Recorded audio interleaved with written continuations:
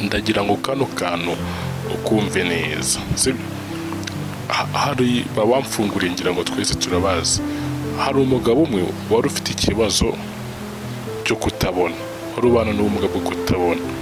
Noneho uwo mugabo yaratunzwe n'iki? No gusabiriza mu mujyi. Ariko mu gusabiriza kwe yafashwaga n'umwana we warebaga, wagendaga amufashe akaboko. Noneho umunsi umwe bajya ku kazi nk'ibisanzwe nyine mu gitondo, barazinduka bajya gusaba.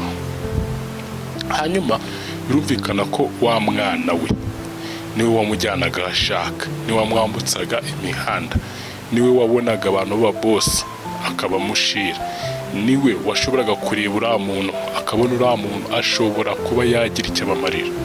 Noneho uwo mwana umunsi umwe baragenda nyine bajya ku kazi nk'ibisanzwe mu mujyi, umwana akamwambutsa amakaburimbo akagira ati, akagenda ku babosi bakabahereza amafaranga, bakajya muri gare n'ahandi henshi. Noneho igihe cyo gutaha kiragera, bagira batya bati, umva mwana wanjye rero reka dutahe dusubire mu rugo. baragenda bageze ahantu umuviye papa abwira umwana ati, mwana wanjye jyana ahantu heza atuje, hanyuma tubari turebe ngo uyu munsi twakuriye angahe. Barabara umwana nyine yaramujyanye amujyana ahantu hari security. Barabara bamaze kubara basanga umwana ati, papa twakuriye 40,000. Ati 40? Yego ni 40. Hanyuma ngaho yashira mu mufuka, umwana yashira mu mufuka wase. Baragenda bakomeza urugendo nyine barataha. Bageze imbere gato cyane hari abantu bacururiza ku mihanda. Umwana anyura ahantu na se bari gucuruza inuza imbada cyangwa se amandazi. Umwana areba amandazi arabwira se ati, papa nshaka irindazi. Ise aramwumva araceceka amera nk'utamwumvise, ahubwo nduzi ko twasanze ari n'impumyi n'amatwi nayo agira ute arayica. Umwana abisubiramo bwa kabiri, shwida. Umwana abisubiramo bwa gatatu ati, papa nshaka irindazi. Hanyuma icyabaye niki, ise amusubizanya umujinya ati, sinyacamo nzayagura ihene. Muri kumva ukuntu ibintu bimeze.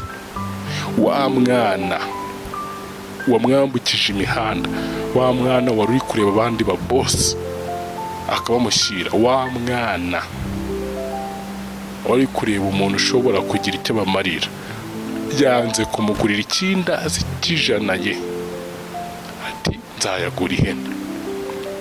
Ngira ngo nkubaze, ese ari wowe